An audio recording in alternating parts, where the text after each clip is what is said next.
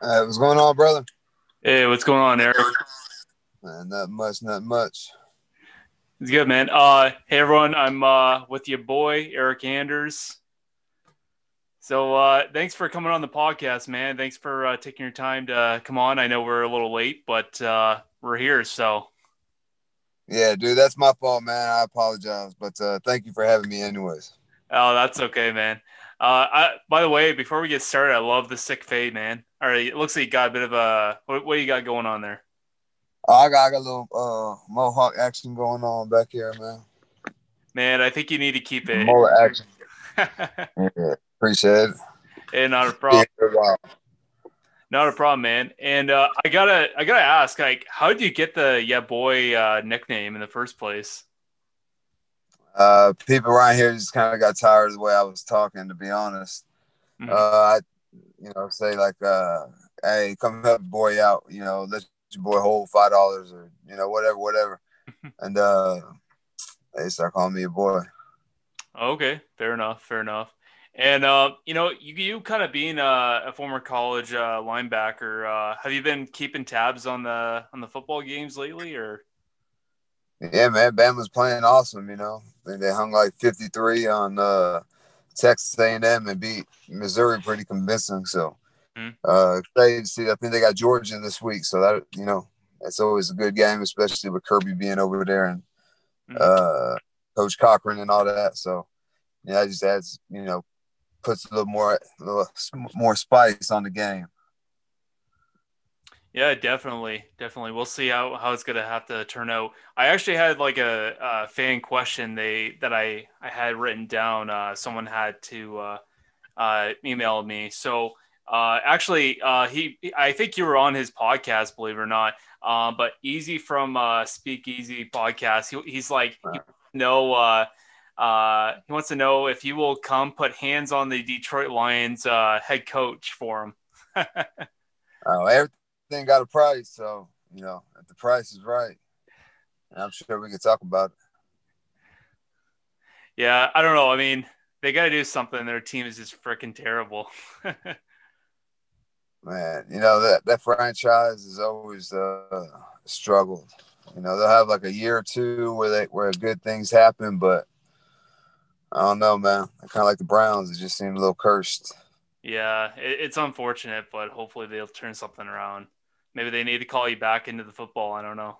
I don't know, man. They paying, so you know I'll do it. Yeah, if the money's right, you're going.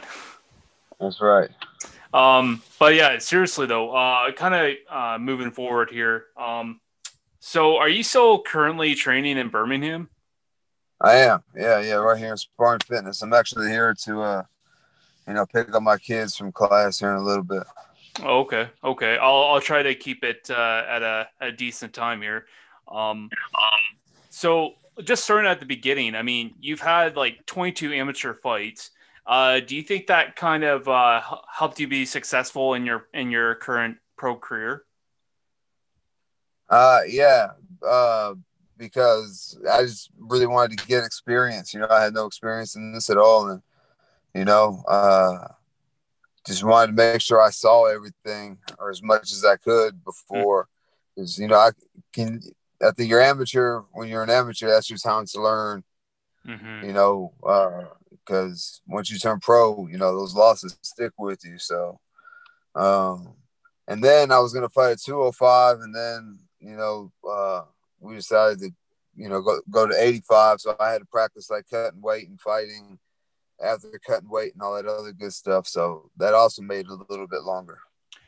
Yeah, yeah, and I think like do you find that's a bit of an issue that some fighters have is that they rush through their amateur career, like they might get like 4 or 5 wins in a row, and then they think that they're ready for the pro career, and then you can see the result of that. Yeah, but also, man, you need a competent coach or people around you to tell you, that have been in the game for a little bit. It's hard when it's the fighter and the coach's first time, doing this stuff. Because as a fighter, yeah, there's a lot of stuff that you don't know, and that's what your coach and your manager and things like that are supposed to tell you. Mm-hmm. Yeah, absolutely. And now going back into your career, so you get into the UFC. You've had 2 wins in the UFC. You're in your third fight. You get a main event with Lyoto Machida. I mean, crazy legend. What was your thoughts going into the fight, and how hard was it to fight a style of his? Well, man, I really thought that I was gonna go in there and knock him out. Mm-hmm. Man, it wasn't too difficult fighting his style, really. I made a lot of mistakes in that fight. But man, I worked with Wonder Boy. He has a very similar, in and out darting style.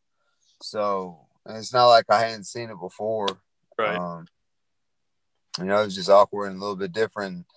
I think my mentality was a little bit different back then. Now I realize that, you don't just have to land one shot. You can touch them a bunch, and eventually, that knockout shot will come. Versus, I was just trying to hit him with one and put him out. Mm-hmm. Yeah, and I mean, I think experience for sure is something that does play a factor in a fight. The guy's been fighting for a long time. Obviously, he's in Bellator now, but I mean, yeah, we learn from. I think we learned from previous fights. I think every fighter has that fighter that does help facilitate their goals or their skills for sure and their experience. But then obviously you have that quick turnaround, and you get to fight Tim Williams. Vicious KO. I mean, that was like. I consider like a soccer kick knockout. I think that was pretty sick. Definitely didn't see that coming, so that was pretty sweet. Yeah, neither did he. Oh, he certainly did. Did you get a lot of crap for that knockout? Because a lot of people on social media kind of said that like, oh, that was a legal kick and whatever. But I mean, didn't seem to have any issues. So I mean, it was legal, and it doesn't matter what you do, or someone's always going to talk shit. So mm-hmm. I don't care, man. The UFC was happy with it so much, in fact, that I got a performance bonus that night. Sure did. So that's really the only approval that I need is those checks. So whatever, they can say what they want, but it was legal, and Mm-hmm. I got for it. So cool. So like how do you respond to the fan base? Like if you get criticism, do you like to have fun with the fans, or does it ever piss you off, or are you more, how do you respond? I'm bulletproof, man. You can't say nothing to me that's gonna hurt my feelings, man. Mm. Especially in especially in fighting, because shit can go real wrong real bad. And a lot of people say a lot of things, but it's whatever, man. Sometimes I respond just because I'm bored or have nothing better to do, and Mm-hmm. man, sometimes it's just fun to talk shit. I'd rather do it like face to face, because it's way better that way. Mm-hmm. The internet, you typing is, I don't know. It's just not quite the same. So sometimes if I'm bored, if I got time, it's like 2 a.m, I can't sleep, I'll do that. But typically not. Oh, right. And yeah, and I think like a lot of fans need to realize like you can talk shit all you want to these fighters, and they say, oh, this fighter, oh, he didn't put any effort in the fighter. They want to talk smack whatever they want, but it's like, well, how about you say that to the fighter's face, And a lot of Yeah. people think that they think they know it all, and it's like, well, how about you go fight some of these guys in the UFC and you'll get your ass whooped. So Yeah. But man, that's anything. And like when people are watching, man, you gotta be bulletproof, man. You're not worried about what other people say. So absolutely. yeah. So, I mean, like you've had a lot of good, tough fights. I mean, you've had a lot of good guys. I mean, some of them were losses. I mean, and rightfully so. I mean, no disrespect. I think like they were just tough guys. I mean, you guys got guys like Joe Mershart. I mean, great veteran. You got Roundtree. I'm trying to think of that guy that you fought in Brazil. I think because you fought in Brazil twice, I think. Thiago Santos. Yeah, Thiago Santos. So, I mean, is that having all these great fights? Do you think that's facilitated your growth in your career? Yeah, absolutely, man. That's experience with, high level people, man. So, you know, it kind of gives you a confidence that you can compete, like what's up. Mm-hmm. Um, you know, so yeah, it's just getting there doing it. Right, right. And so like I guess, I haven't really heard anything about any upcoming news. So is there any upcoming fights? Have you heard anything? Has your team heard of anything yet? Nah, right now we're just getting Walt ready for his fight. In Abu Dhabi here in 2 or 3 weeks, I guess, with Volkov. Right. So yeah, I don't got nothing on the books, man. So we're just here working, getting Walt ready. Right. Okay. And yeah, so are you looking to fight at the end of the year, or what's your plans for 2020? I don't know. Whatever comes down the line, I haven't been offered anything yet. So, Mm-hmm. you know, uh, when I do, we'll go and we'll do it. Right on, man. And you got to fight at middleweight and you fought at light heavyweight. Um, where do you want your next fight at? Would you like at middleweight, light heavyweight? It depends. I'm down to take short notice fights. I'll do that at 205. But I like middleweight, you know. But I'll fight at middleweight, 205, it's whatever. Okay. Now, do you feel better at light heavyweight, or do you feel better at middleweight? Like the weight cutting, how's that affect you? Um, Man, I feel more mentally prepared after cutting weight and like making 85, just because there's more suffering and I have to do and be more disciplined to make middleweight. So I prefer fighting at middleweight for that reason. I don't think there's a big speed difference between middleweight and light heavyweight. That really the difference is those guys are way bigger and they hit way harder. So, uh, I think middleweight is the place for me. Mm-hmm. Well, you certainly look good at both weights. Yeah, but do you think there's that theory that people fight at a certain weight or cut so much to a certain weight to have that advantage? Do you think that's a real thing? Uh, I don't know. I guess it depends. Some people, if you're too big, then you're slower. So, but if you don't cut a lot of weight, you're smaller, but probably have a speed advantage. Uh, I don't know. Yeah, I guess it varies from person to person. Right. Okay. And I just have a couple more for you. I know that you got some things that you attend to. So, your thoughts. You got a guy that's been making a lot of buzz lately. He can fight at middleweight and welterweight. Hamzat Chimaev, I think that's how you say it.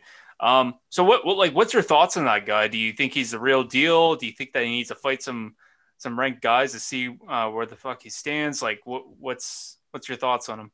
Yeah, man, I think he's legit. His next fight will be against a ranked guy. So, just like every other fighter, the next person you fight is going to see where you're at. So, Mm-hmm. yeah. Man, I think he's ready for that top 15, top 10 competition. He certainly doesn't lack confidence and is, down to do it. So, Mm-hmm. give him the opportunity, he seems to make good on his promises whenever he fights. Right. And let's just say, they're making up a fight for him. Say the fight falls through, guy gets injured. Would you be down to take that short notice fight? I mean, you're no stranger to it. Me fighting him on short notice? Yes, sir. At Yeah, I middleweight, mean, obviously. yeah, it's whatever. Yeah, but I'm not making middleweight on short notice. Yeah, you're So 6 days notice again. that it was a 205 fight. Yeah, sure, but yeah, they already know if it's they'll call me without some notice for a middleweight fight because I ain't gonna make it. Right. yeah, I guess you wouldn't want to destroy yourself just for short notice. But yeah, so like, if you don't mind me asking, like, how much do you weigh? Like, what's your walk around weight?